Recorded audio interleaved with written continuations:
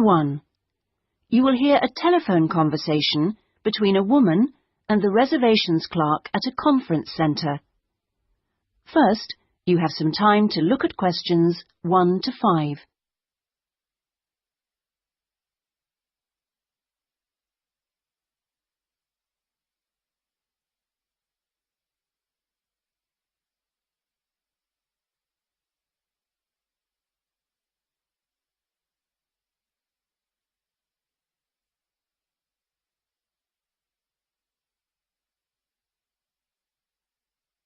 You will see that there is an example that has been done for you. On this occasion only, the conversation relating to this will be played first. Conference centre reservations. Good morning. Hi, I'm interested in the computing conference next month. Future directions in computing? Yes, that's right. The title of the course is Future Directions in Computing, so Future Directions has been written in the space. Now we shall begin.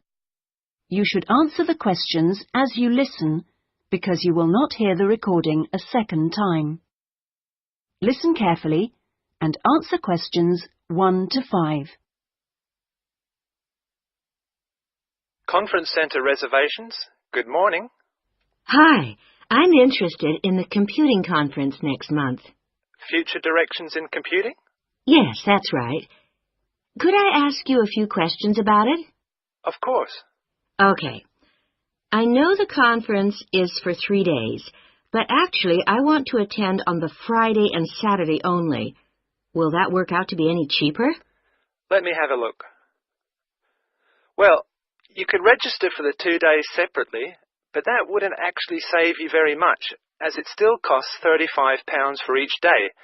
In fact, if you could register for the 3 days, you also get an invitation to a free dinner on the Saturday night, so that's probably the better option. Right, I'll do that. How much will the fees be in that case? It's £75. All right. I'd like to register for the full 3 days. Now, can I pay that by credit card? I'm afraid not. You'll have to send a cheque to us. Or you can pay at the conference office. Fine. So it's probably easiest if I pay by check. Now then, what else do I need to arrange? Right.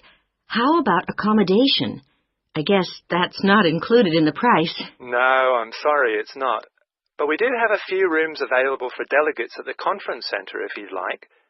Those are very cheap, but if you're interested, you'll need to book soon because there's always a heavy demand for them. They are only £15 per night, but they are very basic, and you'd have to get your own breakfast because they don't provide you with that. But it's very convenient because it's in the same building as the conference rooms. Uh-huh. Or there's a very reasonable guest house, which is £25 per night, and I think that includes your breakfast. Is it close to the conference center? It would be about a 10-minute walk away from here. I see. That sounds quite reasonable. Before you hear the rest of the conversation, you have some time to look at questions 6 to 10.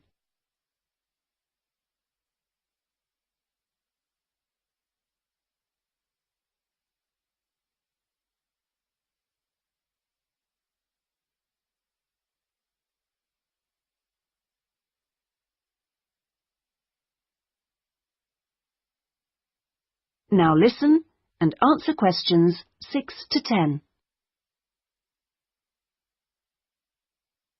The details are all in our conference pack, which I'll send you. Great, thanks. That'll be very useful. Oh, and can you also send me an application form? Of course. I'll get that in the post to you straight away. Is there anything else? Yes, actually. Can you tell me where exactly the conference center is? Well, it's on South Park Road, and it's right at the end of the road next to the library. It's a 10-minute taxi ride from the station and will cost you £5. Otherwise, you can take the bus, which runs every half an hour from the station. That's the 21A, and it brings you straight to the conference centre. Right, got that. That is the end of section 1. You now have half a minute to check your answers.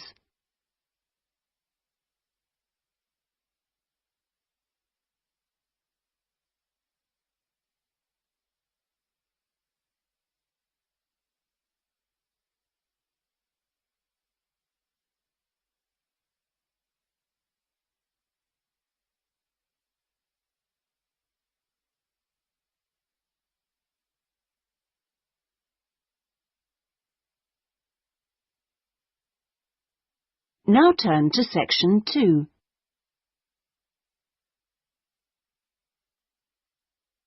Section 2. You will hear an introductory talk to a group of temporary workers at an international travel exhibition. First, you have some time to look at questions 11 to 13.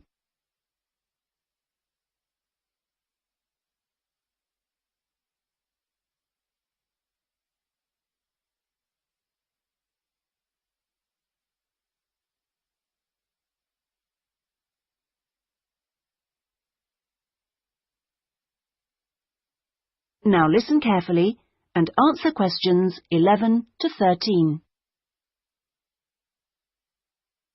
Good morning and welcome everybody. I'm Jenny Stewart and I'm the staff manager here at the Exhibition Centre. We're expecting this year's International Travel Exhibition to attract over 10,000 visitors a day, ladies and gentlemen, and you are among the 200 extra staff recruited to help look after them. Now, to help things run smoothly, we have divided you into 4 teams: the blue team, the green team, the red team and the yellow team. So first, I'll explain how the teams are divided up, and then we'll be giving you colour-coded T-shirts so we can identify you more easily. First of all, those who will be looking after the phones and handling all calls regarding the exhibition, you will be on the red team. Now, we've also put the entrance staff on the red team, and you'll be stamping the entrance tickets and giving out publicity leaflets, okay?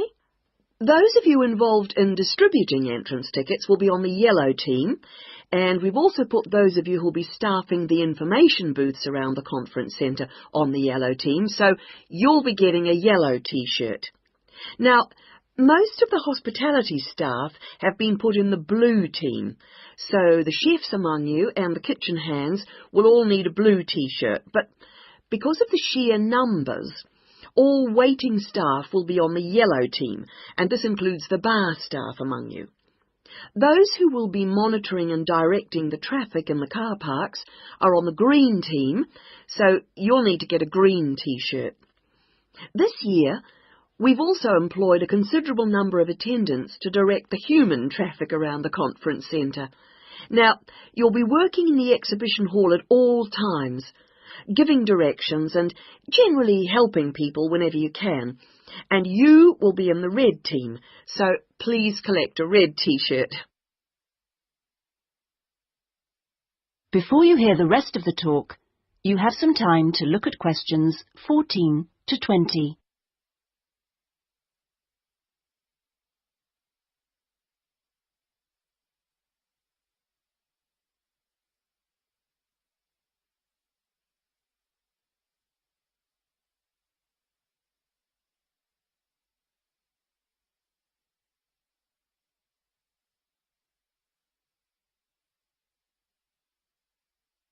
Now listen and answer questions 14 to 20. Right. Now that everyone knows what team they're in, we'll get on with the orientation and training program, and first I'll run through the rest of today's program, which you should have in front of you so that you can get a general idea of what else is in store today. This introduction finishes at 9:30, and then you'll be hearing from Anne Smith. Anne works in the accounts department on level 2, and she looks after all temporary staff, and so she is the person to see if you have any problems regarding pay. Anne will be explaining when and how you get this. She will also be handing out your tax forms. And I will just stress that All tax forms must be completed and returned to Anne before your pay can be processed. Following Anne's talk, you'll hear from Peter Chen, our conference manager, and he will be going over a plan of the conference centre with you, which will help you to orient yourselves. He will also go through the security arrangements with you and show you the fire exits. Then, at 10:30, there will be a coffee break in the staff canteen, which is located down on the ground floor. Now, after the break, we'll be moving to a different location for a video presentation, so instead of coming back here, we'd like you all to go to Lecture Room 311.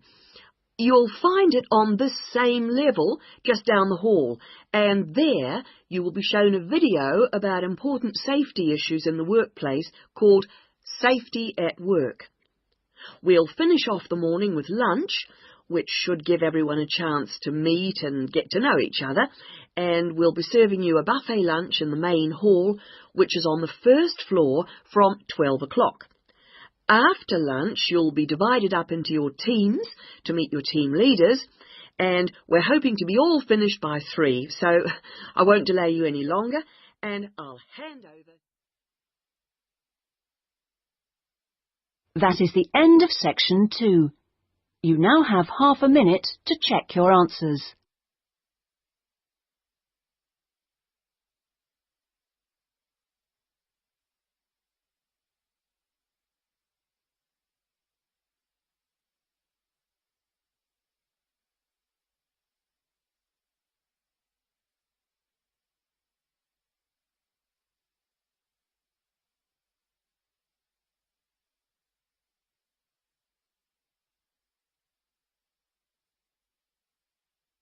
Now turn to section 3.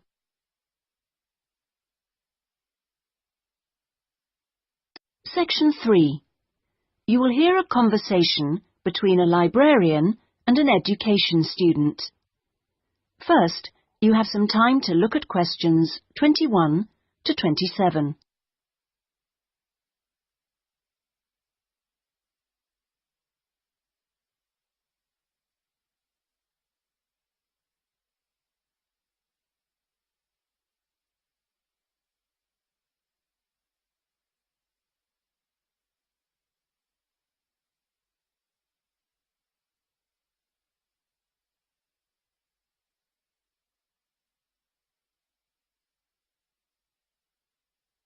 Now listen carefully and answer questions 21 to 27.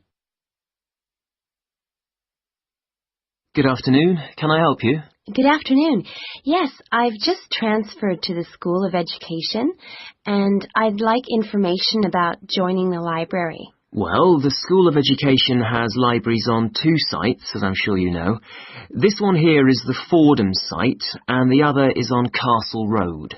And is there any difference between the 2 libraries? Not in terms of their facilities. Access to online databases and the internet is available at both sites, and each site has a range of reference materials on education. Oh, yes, I see. But the Castle Road site has books on the sociology of education and a collection of textbooks and teaching resources covering most of the subjects taught in secondary schools. Ah, right. But I'm training to be a primary teacher, so I need to look at materials for the 5 to 11 age group. Then you've come to the right place. At Fordham, we hold material relating to primary education, as well as special needs. But, of course, you'll need to familiarise yourself with both sites to make the most of our resources. You haven't mentioned periodicals. Are they held at both sites? Current issues, yes, but if you want to look at back issues, you'll need to use the CD-ROM databases, which are held here at Fordham. I see. Now, about borrowing books, I'm living out of town, so I'm hoping I can borrow quite a few items and cut down on the number of trips I have to make. Right, well, members can borrow 2 books at a time from each site. Only 2 books? Only 2 from each site, but that's 4 altogether. Oh, I see. And how long can I hang on to them for? The borrowing period is 1 month, but of course books can be renewed. You can renew any item a maximum of 3 times. Do I have to come to the library to do that? No, you can do it by telephone or email, but you can't renew overdue books this way, only before or on the due date stamped in the book. We'll need your full name, your borrower number, and the name of the site library you borrowed the items from. So, theoretically, I can borrow books for up to 3 months. Is that what you're saying? Yes, provided they're not recalled. So, what happens then? Well, sometimes an item is requested by another borrower, in which case we'd send you a letter and you'd have to return the book within 7 working days. Don't forget we're closed on Sundays. Okay. Before you hear the rest of the conversation, you have some time to look at questions 28 to 30.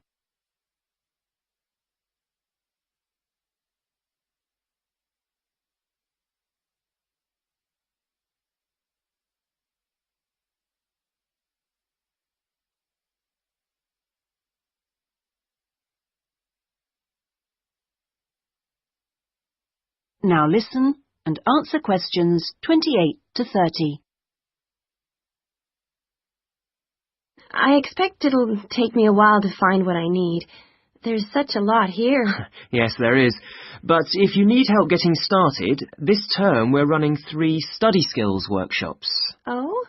What are they on? Let me see.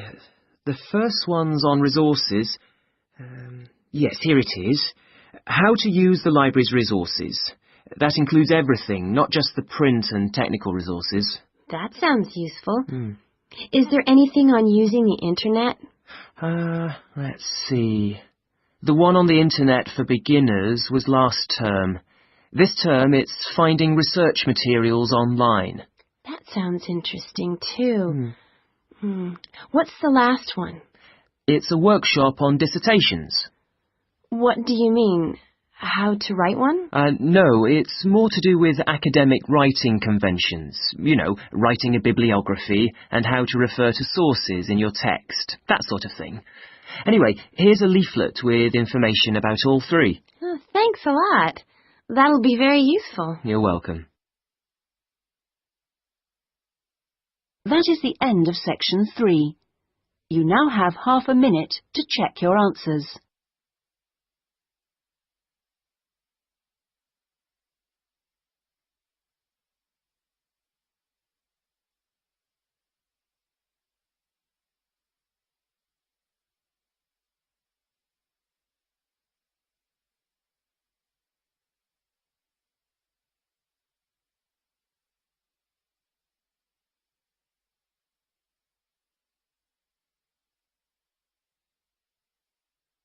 Now turn to section 4.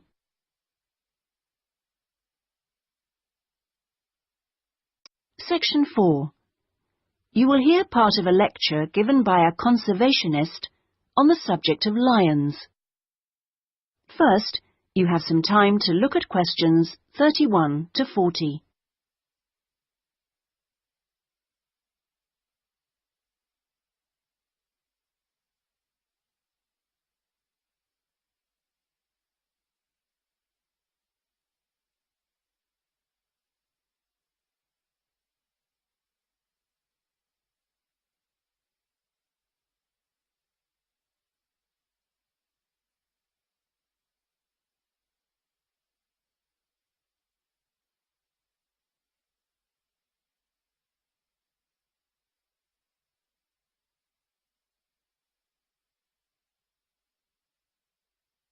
Now listen carefully and answer questions 31 to 40.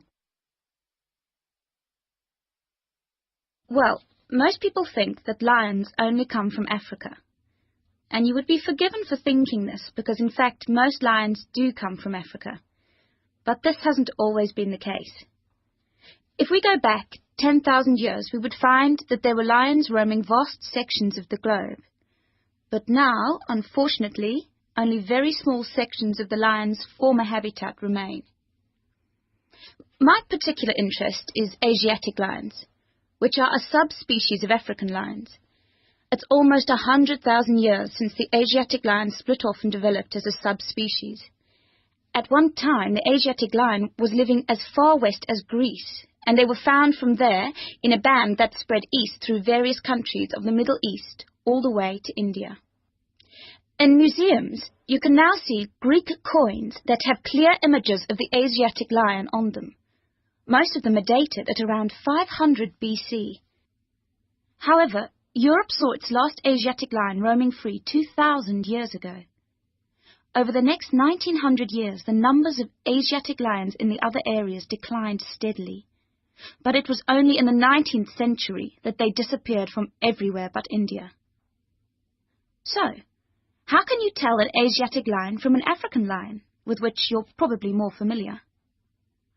Well, in general, Asiatic lions are not as big as African lions. The colour is more or less the same, but the appearance of the mane is different. That's the hair around the lion's face and neck. The Asiatic lion's mane is noticeably shorter than the African lion's. Asiatic lions also have a long fold of skin on their undersides, whereas not many African lions have this.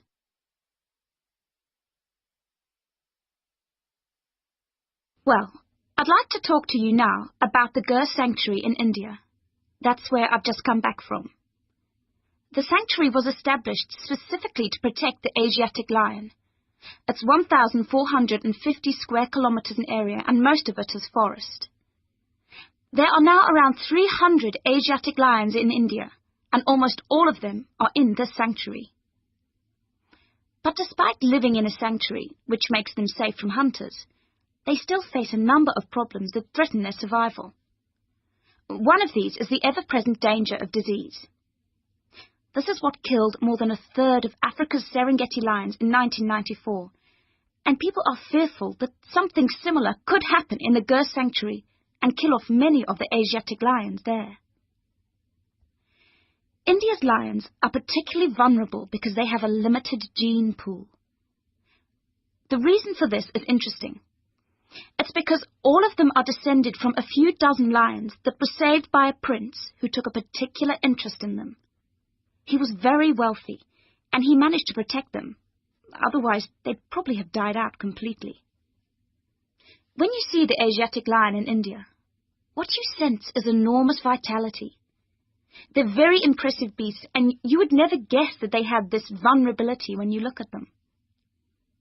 The Asiatic lions don't have the Gur Sanctuary to themselves, I should add. They actually share it with about 2,000 farmers. A significant proportion of the lion's diet is made up of the livestock of these farmers, goats, chickens, and so on, as much as a third, in fact. And they've even been known to attack humans, especially in times of drought. One final piece of interesting information. In ancient India, one of the greatest tests of leadership for a man was to fight a lion. Now, it seems, in modern India, it will be a great test to see if the lion can be saved. I'm sure this is something that all of you will share concern for too. That is the end of section 4. You now have half a minute to check your answers.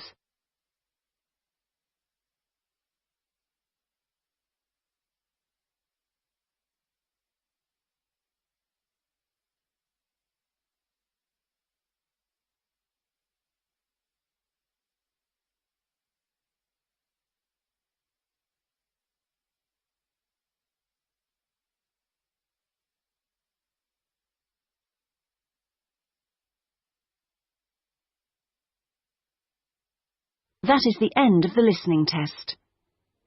In the Ielts test, you would now have 10 minutes to transfer your answers to the listening answer sheet.